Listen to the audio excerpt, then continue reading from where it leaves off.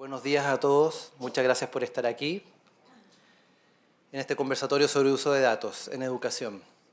El objetivo de esta presentación es poder contarles un poco cómo, en un caso concreto, el de la SIP, hemos buscado priorizar y focalizar nuestros esfuerzos en un contexto de crisis educativa en el sistema escolar, en donde los datos han sido un elemento central en la toma de decisiones y también en el día a día nuestro. Me gustaría partir con esta pregunta. La verdad es que en el contexto actual, en donde quizás todos quienes trabajamos en educación, este bombardeo de hechos y noticias no les es para nada ajeno, y en donde de hecho los colegios quizás previo a la pandemia ya enfrentaban múltiples focos y post pandemia esos focos se han acentuado en su cantidad e intensidad. La verdad es que responder a esta pregunta no es fácil. Hace unos días escuchaba una ponencia de un académico de Juan Pablo Valenzuela del Centro de Investigación Avanzada en Educación de la Universidad de Chile y con datos duros mostraba cómo la pandemia golpeó el sistema escolar en Chile. Está ampliamente documentado a nivel mundial cómo la pandemia también ha afectado, pero en el caso chileno fue bien increíble ver ya con datos cómo en lenguaje y matemática los colegios han disminuido entre medio año y un año la escolaridad de los estudiantes, además del impacto en el desarrollo socioemocional. En esa ponencia Juan Pablo también hablaba de la relevancia de la asistencia, como un punto central obviamente de los estudiantes. El tema entonces es, bueno, frente a ese bombardeo de hechos, ¿cómo uno puede focalizarse? ¿Cómo uno puede priorizar? ¿Por dónde comenzar? Nosotros el año 2022 en la SIP tuvimos un proceso de reflexión bien profundo, porque la SIP obviamente no estuvo ajena a los efectos de la pandemia. Nos golpeó y nos golpeó fuerte. Quisimos entonces, en un proceso de reflexión estratégica, ver cómo podíamos focalizar nuestros esfuerzos, y en ese sentido incorporamos una metodología simple, muy simple, pero que nos ha permitido lograr ese objetivo, el de focalizarnos. Esta metodología, que es la metodología de los objetivos y resultados clave, lo que establece es algo muy simple. Primero la pregunta de ¿dónde quiero ir? ¿Cuáles son mis objetivos? ¿Qué es lo que quiero lograr? Pero lo segundo es, bueno, ¿cómo sé que me voy a estar acercando a esos objetivos? ¿Cuáles son mis resultados claves que yo espero lograr? Y lo tercero, ¿qué hipótesis me planteo para poder lograr lo anterior?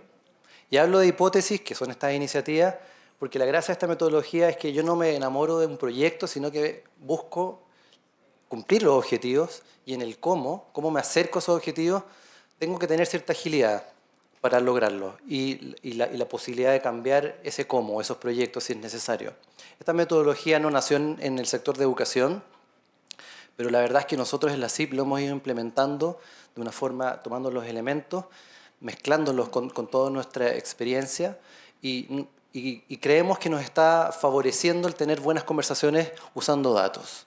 Entonces, lo primero es que en este proceso del año pasado, en el 2022, cuando vimos baja de resultados, problemas en nuestros colegios desde el punto de vista del desarrollo socioemocional, del funcionamiento de los colegios, dijimos, bueno, con esta metodología queremos focalizarnos. Pero lo segundo, no basta solamente con una metodología. Fue clave también cómo logramos construir una visión conjunta. En la SIP tenemos 1.700 personas y 22.500 estudiantes a los que llegar. Por lo tanto, el poder hacer propios estos objetivos, que las personas realmente los asumieran como un desafío, que los equipos de trabajo les hiciera sentido estos objetivos, era algo clave. Por eso en ese proceso de planificación tuvimos conversaciones a distintos niveles, a nivel del directorio de la SIP, a nivel de la oficina central, de los colegios, los profesores, asistentes de la educación, en donde buscamos justamente poder ir haciendo propio todas estas conversaciones. Ese proceso de planificación se dividió básicamente en tres grandes fases. Una primera fase de diagnóstico, donde buscamos un diagnóstico estratégico, donde queríamos responder a esa pregunta, ¿dónde estamos hoy? Una segunda fase que tenía que ver con usar esos insumos y en conversaciones entre todos estos niveles que ya les comentaba, ir depurando un poco. Y una tercera fase que ya tuvo que ver con decir, bueno, pongámonos las pilas y a dónde tenemos que apuntar. Esa visión conjunta, la construcción de esa visión conjunta permite que esta metodología haga sentido y sea utilizada sobre la base de datos.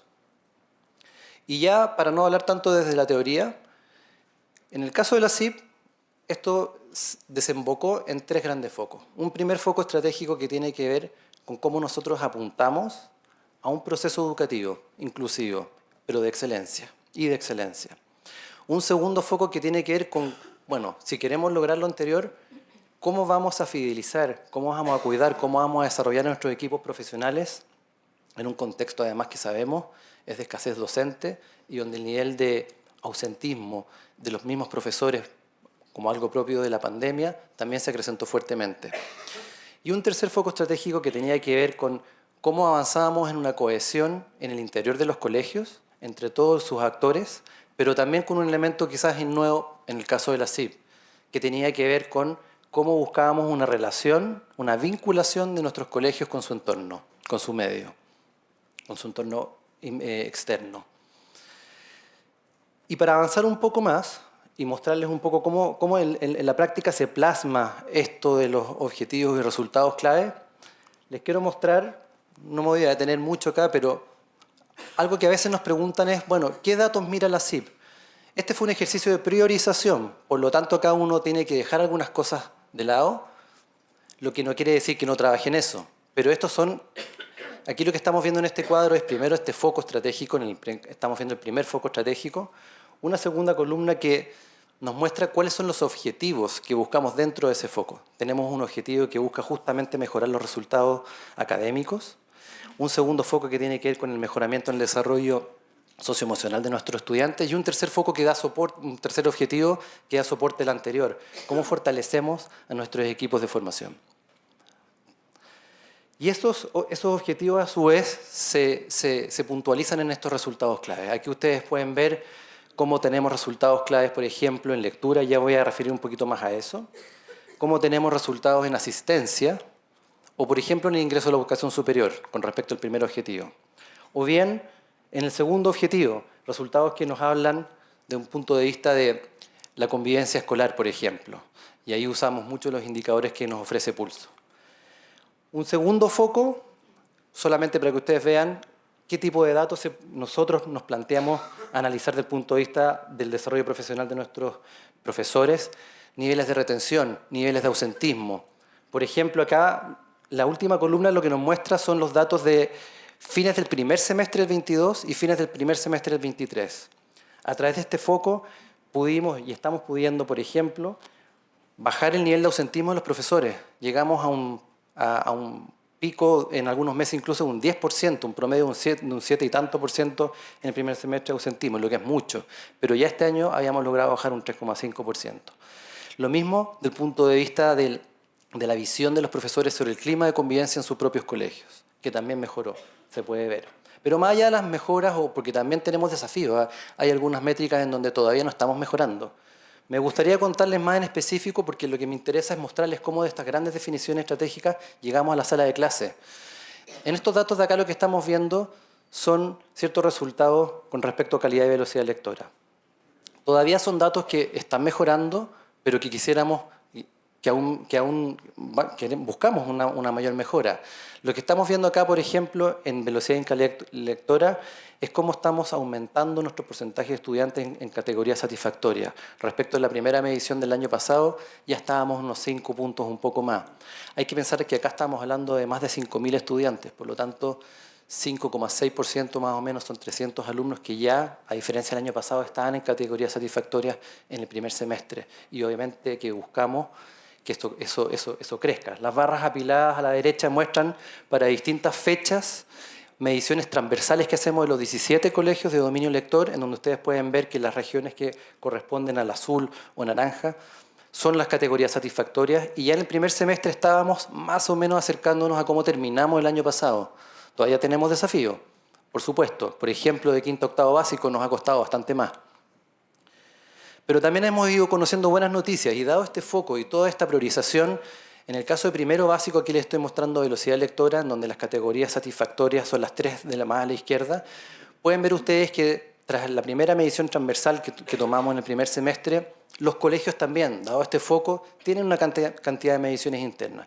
Pero también desde el equipo pedagógico les dijimos a los colegios, les pedimos en septiembre, en una ventana de tiempo corta, por favor tomen sus evaluaciones para tener alguna evaluación más o menos comparada independiente de la evaluación transversal que ya estamos próximos a tomar. Y se puede ver ahí cómo también hemos ido progresando. Pero esto no tiene que ver necesariamente, estos progresos y esta evolución, no tiene que ver simplemente con sentarse y decir, bueno, aquí tenemos focos, tenemos prioridades, tenemos datos. Tiene que ver con esto, yo diría que esto quizás es lo más relevante. Y con esto voy a ir terminando. Pero tiene que ver con que tras ese esfuerzo de priorización hay una asignación de recursos, de tiempo. ¿Cuáles son las principales iniciativas que nosotros hemos implementado en el caso de la CIP? Bueno, tras todo ese planteamiento y esas hipótesis que nosotros dijimos, quisimos estructurar un plan de reactivación en el caso del lenguaje en la CIP, que contaba de 3 ejes. Un eje que tiene que ver con todo el monitoreo, con qué es lo que está pasando en la sala de clases. Un segundo eje que tiene que ver con cómo comprometemos a todos los actores, profesores de otras asignaturas y no solamente de lenguaje, en el logro de estos objetivos. Y un tercer foco que tiene que ver con la formación de los profesores, cómo nosotros capacitábamos también a los profesores, a todos los profesores en la CIP, utilizamos el método MATE, cómo asegurábamos que todas esas condiciones estuvieran instaladas. De hecho, también por eso lo pongo como un segundo punto, porque eso fue bien clave. Y el seguimiento de resultados. Más allá de los datos transversales que tengamos a nivel de sostenedor o de colegios, los profesores en su sala de clase también día a día van levantando datos. Y lo que nosotros buscamos es que esos datos que levantan en sus clases les permitan ajustar sus planificaciones en la clase siguiente. Esta metodología de la mejora continua tiene que ver también con eso y tiene que ver obviamente con el ciclo de la reenseñanza. Si se fijan entonces de estas grandes definiciones estratégicas, estoy tratando de hacer el hilo de cómo se puede llegar a la sala de clase y movilizar resultados. ¿Qué es lo que nos ha funcionado? Sin duda, todos estos talleres que hemos podido hacer con nuestros profesores y con nuestros equipos docentes en general. Les hablaba de asignación de recursos. Nosotros también, algo importante fue en el año 2022, cuando estábamos en la definición de los presupuestos, de toda la parte financiera, dijimos, bueno, si esto es una prioridad, vamos a tener que asignar más recursos. Lo que implicó, en la práctica, poder instalar todo un proceso de nivelación. Y eso implicó en la práctica la contratación de más profesores que nos ayudaran en la nivelación, no en el reforzamiento. Porque como decía Juan Pablo Valenzuela en su presentación, lo que ocurrió en Chile no es que, además de que los colegios se distanciaron, se dispersaron en el fondo en términos de su rendimiento, lo más brutal es ver que en la sala de clase se produjo una gran divergencia. O sea, un profesor de cuarto básico está enseñándole a alumnos en el fondo que están en tercero básico y en cuarto básico. Entonces la nivelación busca justamente nivelar los conocimientos entre niveles, aparte del reforzamiento que tiene que ver justamente con cómo también los profesores pueden ir reforzando los contenidos del año. Bueno, toda esa estructura hubo que plantearla. Y después, por último, el punto de vista de los aprendizajes. ¿Qué es lo que hemos aprendido? Bueno, primero, justamente la importancia de un buen diagnóstico, lo que les contaba que hicimos en el año 2022. ¿Dónde estamos parados? ¿Dónde estamos hoy? Lo segundo, cómo fuimos construyendo esa visión conjunta para que el profesor de matemática, de ciencia, de historia, le hiciera sentido también el poder apoyar al profesor de lenguaje en los procesos de lectoescritura. Y lo tercero, la importancia del monitoreo en la sala de clases sobre la base de datos, pero también a nivel del colegio y también a nivel de sostenedor. De ese modo, estamos tratando de poder ir mejorando y avanzando en nuestra planificación estratégica. Cuando uno hace este ejercicio de priorización, deja fuera algunos elementos, lo que no quiere decir que no se haga cargo o no trabaje en esos elementos, pero prioriza. Es imposible que un colegio pueda hacerse cargo de forma simultánea de la primera diapositiva que les mostraba a propósito de todo ese bombardeo de noticias, de violencia escolar, de deserción, de asistencia, de los procesos de desarrollo socioemocional formativo, de los procesos académicos, del ausentismo docente, etcétera, etcétera, etcétera. Por eso es importante la focalización y dentro de esa priorización el cómo uno busca estos resultados claves que apalanquen otros procesos pedagógicos. Esta lógica de que los profesores levanten datos en su sala de clase también sirve para evaluaciones estandarizadas, obviamente, también sirve para la PAES, también sirve para el CIMSE, etc. Espero haberles podido contar un poco sobre este arco de cómo hemos trabajado en la CIP y cómo hemos intentado avanzar en este contexto de crisis, del que sin duda hay muchas oportunidades para salir adelante y poder aprender nuevas cosas también. Es una oportunidad. Muchas gracias.